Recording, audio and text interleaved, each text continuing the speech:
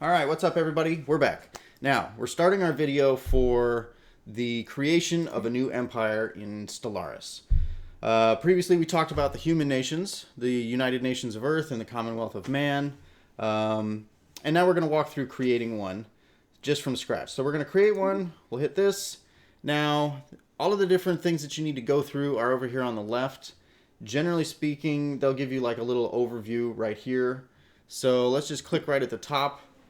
And I'll try to separate things from choices that have no meaning or bearing on your gameplay to choices that do. And then the ones that do is where we'll spend most of our time.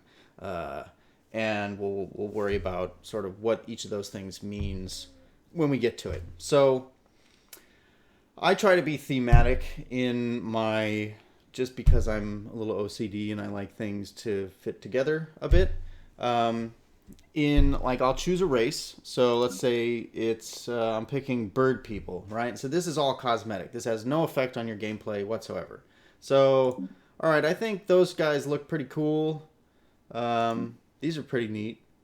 Yeah, that's really colorful. I think I'll stick with them. All right, so I'm avian, and because I'm avian, let's see.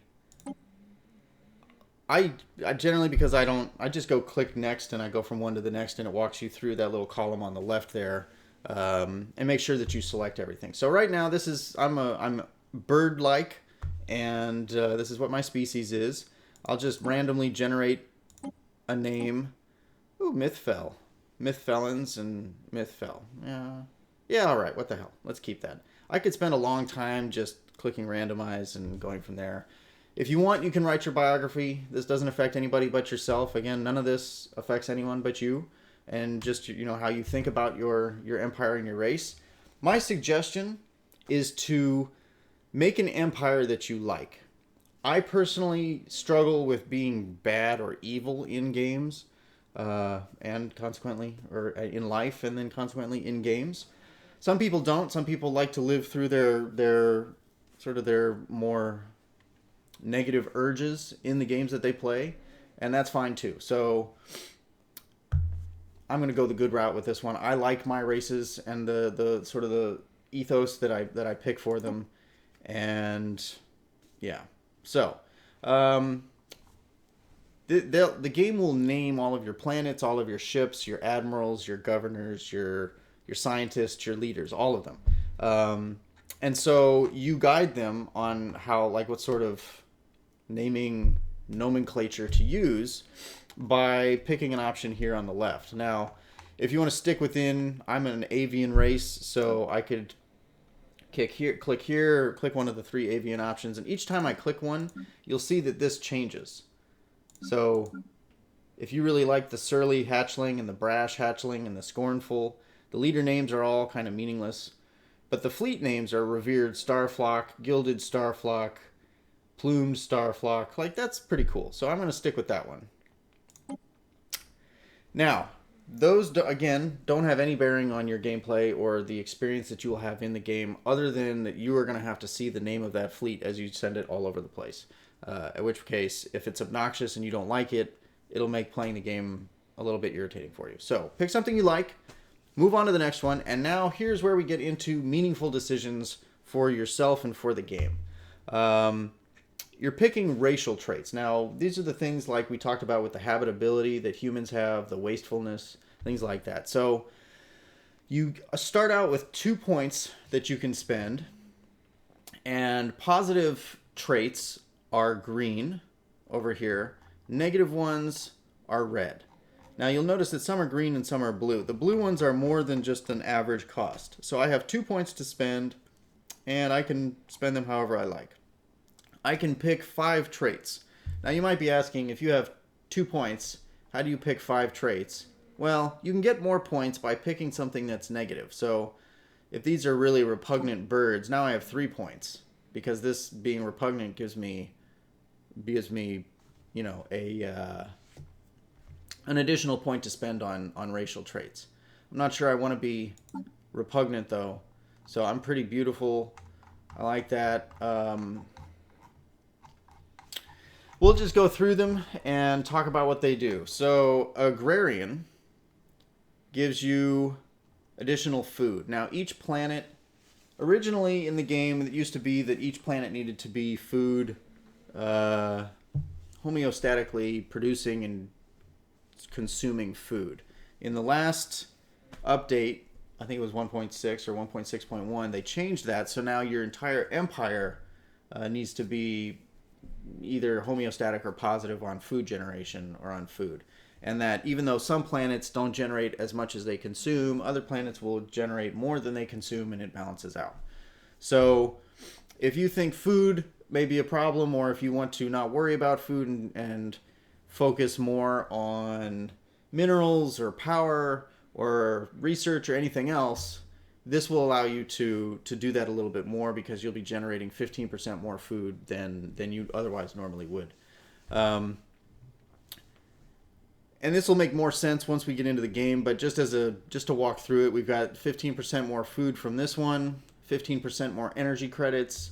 Energy credits are always nice because you require energy to run your space stations. You require that to power your fleets, to power your research stations and mining stations and all kinds of everything. So everything requires energy. Minerals, energy is like money. Minerals are like the resources that, like steel or something that you would use to build things. So you need both resources to it costs you minerals to build something, but to maintain it and run it, it costs you energy credits. I don't know if that makes sense. Hopefully it does. So you've got one that gives you 15% additional energy credits, 15% additional minerals. This one adds 10% to your engineering, physics, and society. Those are the 3 types of research that you'll be doing in the game, and it all happens simultaneously. So instead of games like Civilization, where you research one item at a time, in this game you will research one engineering item, one physics item, and one society item. And that could be, I don't know, anything from improved farms to improved mining networks and things that get you more minerals, power stations for more energy, research facilities. You can get into DNA, I guess, editing the DNA of your race and making them better, improving your leaders. There's all kinds of things. So this adds 10% to the output or the research speed, effectively, that you're going to be seeing. Natural engineers, if you want to emphasize, so if I select natural engineers, it gives me 15% on engineering output instead of just the 10. And theoretically, I could pick 10 as well, but I would have to figure out a way to get the points. So I can pick natural engineers, but in the same way that there are 3 types of research, you can only really focus on one if you want to have a trait that makes you specifically good at one. By picking engineering, it means you can't pick physicists or sociologists. So that's good to keep in mind. So engineering, natural engineers, natural physicists, and natural sociologists would make that particular research that much more effective. Extremely adaptive, that allows every planet you come across to be 20% more habitable. And as you can see, at a rating of 4, that's a very powerful trait. So they're going to make you really pay for it. As you come across planets, they're going to be one of 9 different types. So there'll be continental, oceanic, savanna, mountainous, alpine. There's all kinds of different types. There's 9 different types. And so if you choose as your native planet that you're into continental planets or worlds, if you come across one that is oceanic or tropical, those both fall into the same basic category, but you're going to be less adapted to them. So those will be 20% less habitable to you, and your people will be 20%, well, I don't know if it directly translates, but they will be less happy as a result. I think habitability translates directly to happiness. And happiness translates to how productive your populations will be, how much food, how much energy or minerals they'll be able to produce. So something to keep in mind. Extremely habitable. This means that the more earlier on in the game, you will be able to colonize and take over a wider variety of planets and spend less time researching habitability sciences and research that allow you to do that later in the game. So all of these choices are going to impact your game over the long term as well as the short term, But by picking things that focus here, it allows you to spend the time and the resources someplace else later, right? So if you're focusing on food, like we talked about, and you have an agrarian ability, it allows you to build less farms and build more mineral and power stations. So it just frees you up to do other things. So these are for the 3 different types of research. This is the higher version of being more habitable and the lower version, so it's worth 4 points versus 2. Non-adaptive means that just the opposite. Rapid breeders, growth speed. So when you colonize a planet, you'll only have 1 or 2 of your population there, and there may be up to 25 different spots where you need population or to be populated in order to use that space. And so something like this would make it much faster for those populations to grow up and build out on that planet. So there's 15% growth speed bonus. You can take a negative version of that, which makes it slower. You can be talented. Your leaders start a certain skill and they go from 1 to 5. So picking this means that they will start at a higher skill level, which means that they will benefit your society in whatever way that they are there for, in a better way right off the bat, as opposed to gaining experience over time and building up those levels naturally. Quick learners, and this affects their direct experience gain, so they get to a higher level faster as opposed to starting at a higher level. And then there's the opposite, where they gain experience slower. Very strong and strong get into a little bit of mineral bonus, and this is not just to a specific planet but to your entire empire. And your armies do more damage, and these armies only come into effect when you are either having your planets being invaded and your defensive armies are trying to defend and not be occupied, or when you are doing the invading of other people's planets, in which case they're needing to do damage to the opposite races or empires' armies. So if you're going to be militaristic and you're going to be attacking a lot of your neighbors, things like this will be helpful. There's also the negative side, so there you can be weak and pick up a point that way. Nomadic allows you to migrate and, I guess, send out.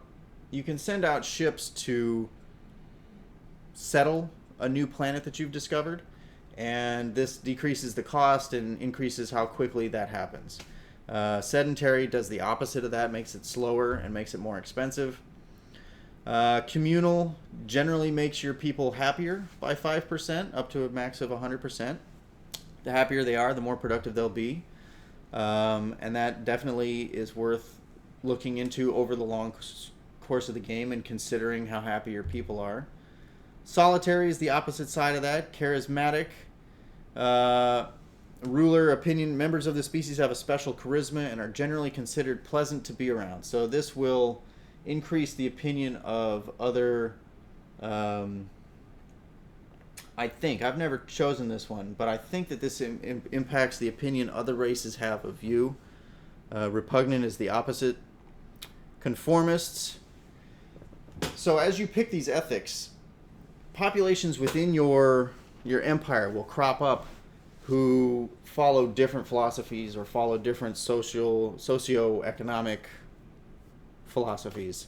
And they will want to live their life and possibly convert more of your population to live their lives in a way that is different from what you've chosen in this original area here. So keeping people more allied to your original philosophy will make life easier for you. Of course, there's the opposite, which is people can stray and choose to do whatever they want. These two things will impact how easily it is to maintain the happiness of your populations. So, venerable, your leaders live a lot longer, so you have to replace them less often. Enduring is like a lower version of that. Fleeting is the opposite or negative side. Decadent, slavery is possible in this game, so if you are decadent, if you don't have slaves, your happiness will be negative 10%.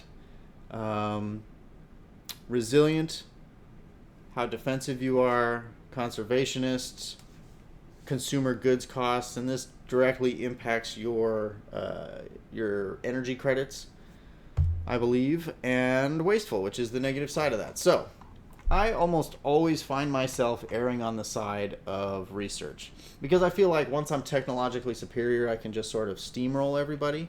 I don't think that's a good. I don't think that's a good way to be because it's only 10%, and it helps, but it's not. It doesn't change the game as much as you might want it to. So we could be adaptive. Yeah, I'll pick some low-level ones. So rapid breeders, that's nice.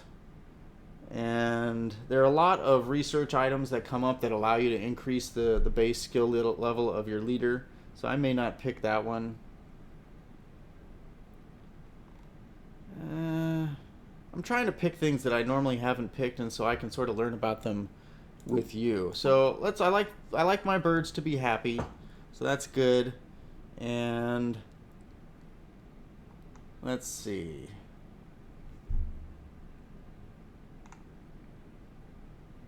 Are they strong? Do you think they're strong? No. Quick learners, rapid breeders.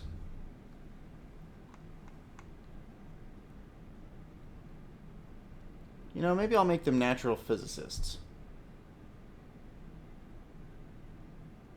Well, like I said, I'm trying to avoid...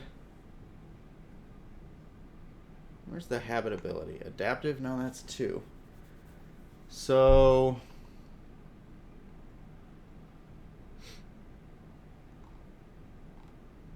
strong, nomadic, charismatic. There aren't that many that are 1...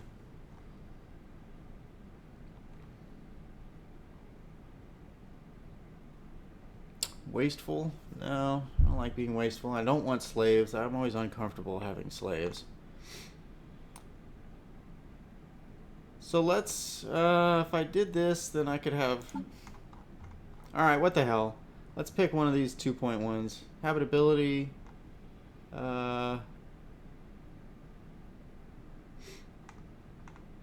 Intelligent, industrious. What does this do? Happiness.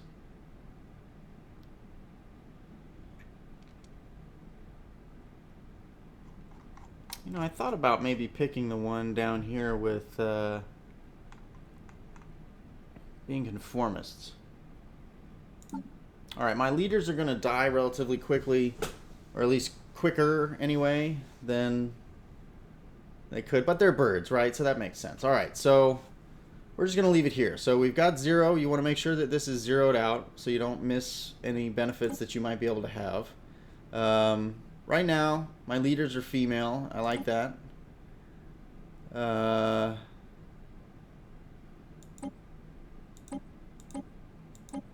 Yeah, female.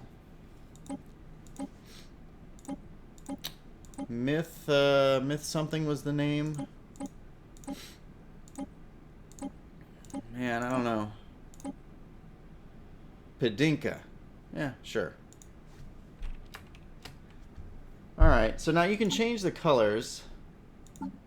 I like that. I'll change the room. Make the room look a certain way. Can't change the hair. Yellow, blue. Yeah, I like that one. Okay. And again, this doesn't have any bearing on the game or your experience at all. And because I'm a bird, but I'm kind of white, I sort of feel like I should maybe be alpine, living in the trees, right? Yeah. But cold, so I'm white, blend in with the snow. My home world will be named Rackuur. You can also have yourself start on Earth, if you really want. Or other select Deneb. I'm not sure what game or IP that's from, but that's another one. And so this has... choosing the planet has a bearing, and you can see these 3 columns where it's dry, wet, and frozen. So if I pick Alpine, Arctic, and Tundra will be habitable but not great for me, and I won't really be able to colonize wet or dry planets without terraforming them. So I'll just have to look for these planets and remember that Alpine is the one for me. Let's see. I am avian, so I want my cities are going to look like that. That's nice. And now this is another aspect that gets into what drastically impacts your gameplay. So you can be democratic, hold an election every 10 years to select a new ruler. Oligarchic is every 40 to 50 years.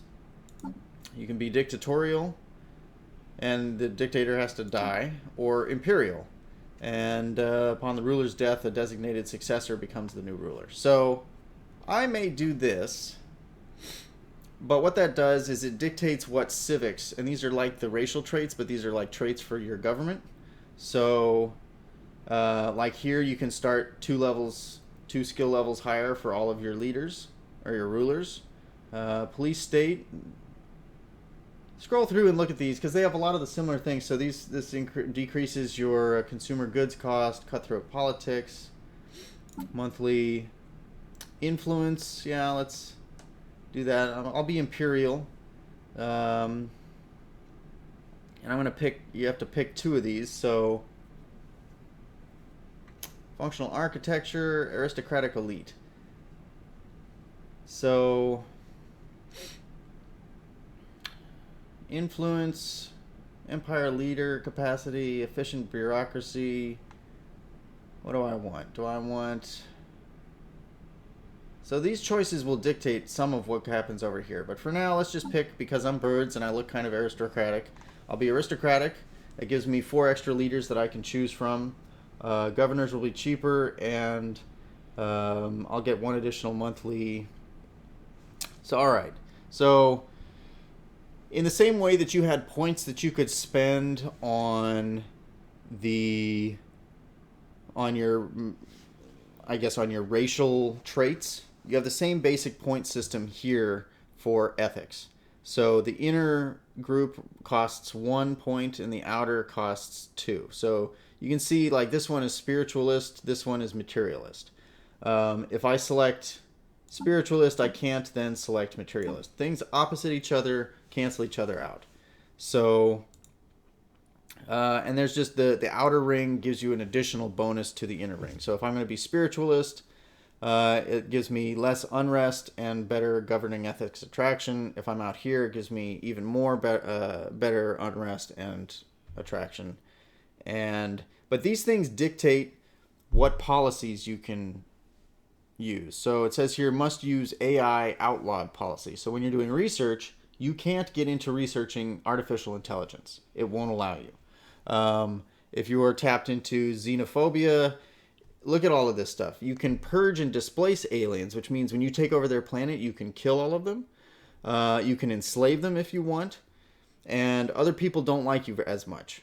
You can't give other aliens full citizenship. You can't use aliens in your military.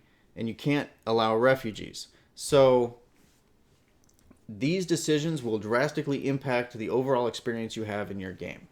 I can't emphasize that enough. So this one, I am, let's see, what were my traits? I think that my folks are going to be happy and habitable. So, let's see, faction influence gain, consumer costs, authoritarianism, xenophilia. So, as an alternative, when you see here that I can purge and displace aliens, I always, on the opposite end of the spectrum, I always have to give aliens full citizenship. Other aliens like us, I can't interfere in other, I guess, non-developed civilizations and things. I can't not allow refugees. So there's a lot of stuff here that you need to be aware of. So let's see. So maybe we get into artificial intelligence because we like robots and we like research. But see, that would kind of go in line if we were research focused. But let's see. Autocratic government. Some of these dictate what government types you can use. So, all right. I can use full AI rights. I get research bonuses. All right, you know what? I'm going to make these birds. I'm going to go back.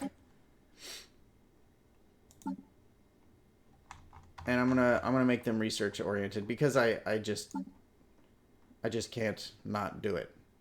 I'm sorry, but that's just the way it is. And they're gonna be natural physicists, but they're not gonna live as long. All right, we're gonna get through. Yep. Okay. Now we get leaders. We get back over here. We get even more research speed, and cannot use unrestricted wars policy. No refugees. Man, I want to benefit from these, but I don't like the restrictions. So one of the things I've struggled with in the gameplay that I've done is as I take over planets, obviously you have one of two options. You can either kill all of the populations that are there, or you can just take over the planet and suddenly their race is now a part of your civilization or your empire. And you need to find some way to sort of incorporate them into your... yeah, I mean, do I want additional core sector systems or do I want army damage and firing rate? Yeah, I think I'll be a pacifist. Yeah, and you notice that some of these changed as a result. Like technocracy. Okay. You know, I think instead of that, let's see. Yeah, I like research alternatives, so I'll keep that. Do I want to be environmentalist? Maybe. I hate to have you watch me go through this agonizing process, but this is how it is. All right, we're going to keep with cutthroat politics and technocracy, or technocracy, or technocracy. Yeah. Anyway, so all right, civic pick 0, ethic points left 0. That's good. We're going to be imperial, and let's see, the Imperium of Rackuur. Yeah, all right. So we're alpine, we're frilly looking birds, and now we get to create. This has no effect on the game, and I might add neither does this. Maybe we'll find something that looks like wings. Zoological. Well, that looks like us. Well, that's a good find. And I gotta say, I like symmetry. I like the blue. It matches with the blue. That's nice. And then the secondary color should be blue on blue. I feel like it should be blue on white, but I don't see a white option here. So we'll just go with the silver. And yeah, it blends in too much, but it might be too on the nose. Yeah, on the nose is fine. All right, so let's see. Do I like that? Yeah, that's kind of...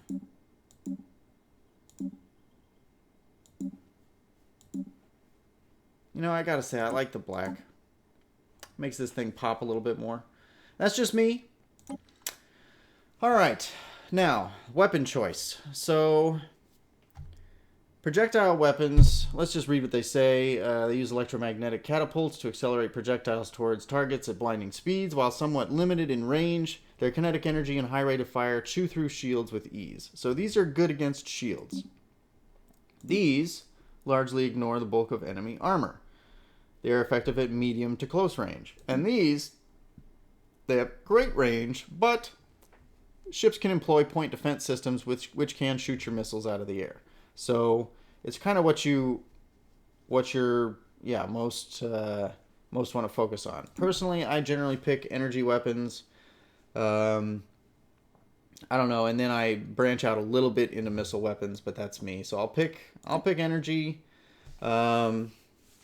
And because let's not say advanced, but because I have experience with it, I'll pick wormhole travel, as most people seem to think this is the best. I I do okay with it. I don't like being constricted in this way, and this seems kind of slow. So I'll just go with wormhole travel, and let's see. I am avian, so those ships I think look pretty sweet anyway. I'm going to pick that, and that's it. So that only took a long-ass time. Either way, we are now the Imperium of Rackuur, and I can save, and we're ready to go. So thanks for watching. I know this was long, and I apologize, but getting through this portion of the game, for me, sometimes this is the more enjoyable part. I spend a lot of time creating characters in RPGs that I play, and that's just how it is. So play around. If you're just getting started in the game and you've watched this whole video, it may behoove you to create your own because you're interested in this sort of thing. If not, use one of the pre-created races and just jump in. You'll learn a lot that way. I did. And then I quickly came back out and started creating my own races. So the vast amount of time, like I've created probably, I don't even know how many, honestly. I've created a ton of different games, largely because I like making new races and going from there. So once you're done with this, that's sort of the first step. And I'll make another quick video. This one wasn't quick, but I'll make the next quick video about the next step in the process of sort of getting into your first game. So if you have any questions, by all means, hit me up in the comments. Thank you for watching. And yeah, if you don't own the game and you want to buy it, please use the link in the description below, as it gives me a little bit of a kickback and it'll help me sort of continue to make these videos. I appreciate the support, both in you watching and in you clicking links and staying with me and seeing what else I'm up to. And if there's anything that I can do for you, by all means, let me know. And with that, I bid you adieu. And I will see you in the next video.